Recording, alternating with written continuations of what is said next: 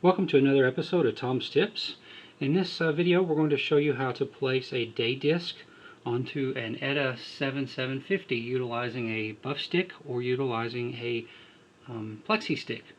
In this case we've got the disc installed. As you can see, it's flat. This is what we're looking for a final result.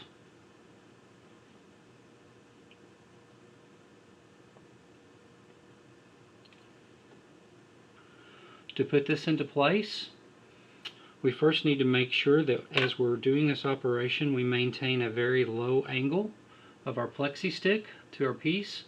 Especially if we're using a plexi stick, we do not want to scratch. In this case I've got a leather buff stick which is a little more scratch resistant to our parts. The day disc is very easily scratched, so we want to ensure that we keep this in a nice clean area. To put this into place, we can simply drop the day disc onto our movement. I'm going to tilt the movement up to make this a little easier to see whenever it goes into place.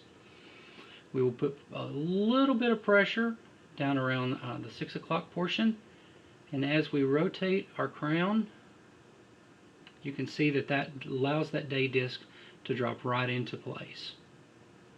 You can go around, do a function check this around a couple of days, and ensure that everything is working properly. If you find that you're having difficulty putting this part into place, check the position of your day jumper.